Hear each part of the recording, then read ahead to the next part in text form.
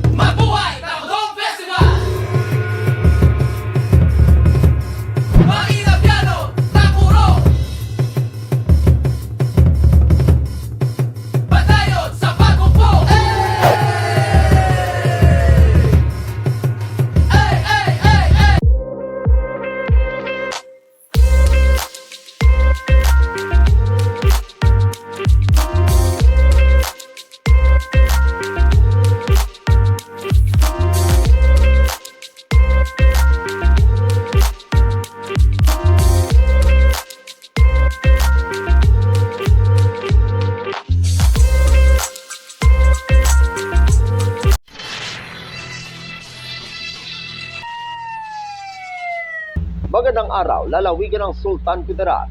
Narito na ang mga pangunahing balita sa Sultan Kudarat Headliners ngayong Agosto 20, taon 2024. Punong barangay ng Barangay Lagilayan sa bayan ng Isulan, pinagbabaril, patay. Narito ang ulat. Nagpapatuloy ngayon ang crime scene investigation ng Isulan Municipal Police Station sa nangyaring pamamaril kaninang hapon sa second termer punong barangay ng Lagilayan ng nabanggit na bayan. Kahapon, ika-19 ng Agosto taong kasalukuyan. Sa inisyal na ulat, sakay si punong barangay Amado Serra Jr., 62 taong gulang, ng kanyang kotse at pupunta sana sa Purok 7 para bumili ng isda.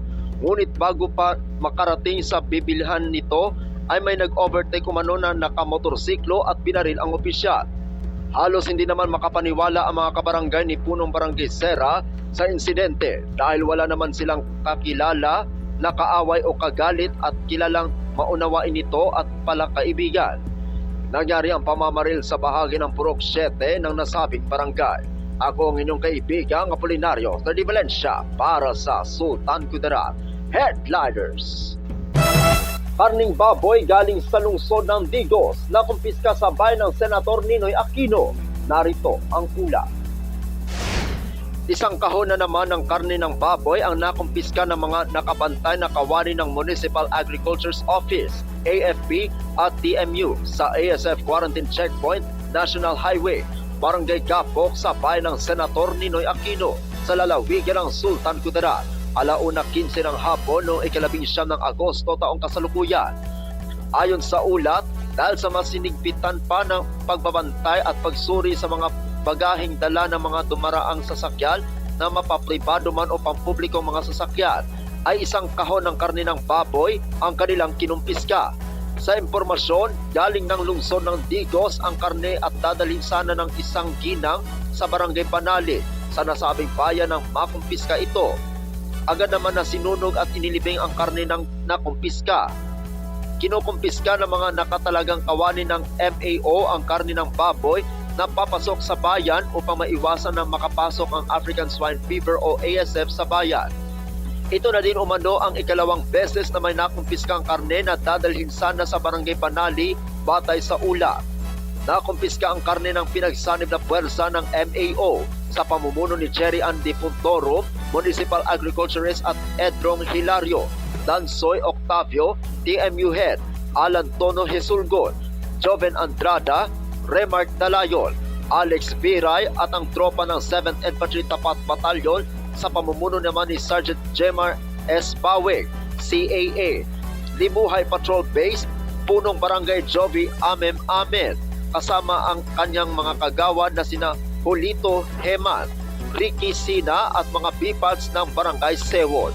Ako ang inyong kaibigang Apolinario Di Valencia para sa Sultan Kudarat Headliners. Para sa uling balita, Mga sundalong na aksidente sa bayan ng Palimbang, inabutan ng tulong ng DSWD-12. Narito ang ulat. Namahagi ang tanggapan ng Department of Social Welfare and Development 12 ang tig 10,000 piso bawat isa sa mga tropa ng pamahalaan matapos maaksidente ang kanilang sasakyan sa bayan ng Palimbang, lalawigan ng Sultan Kudarat.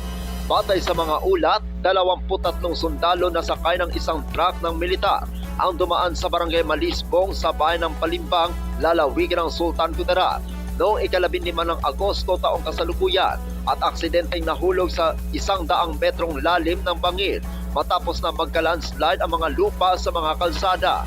Kinilala ang mga nasabing sundalo na bahagi ng 1st SRC, 1st SRB at 2nd SRC section sa ilalim ng 37th Infantry Battalion, Philippine Army.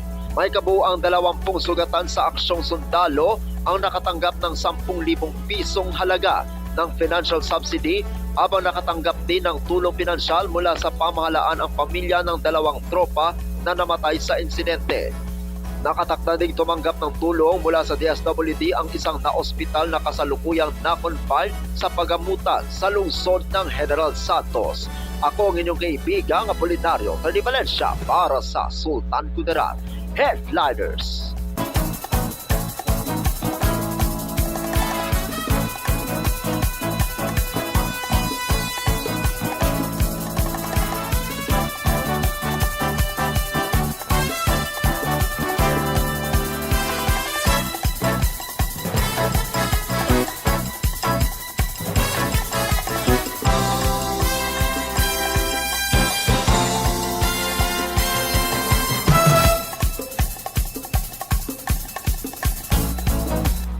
At yan ang kabuuan mga balita sa araw na ito.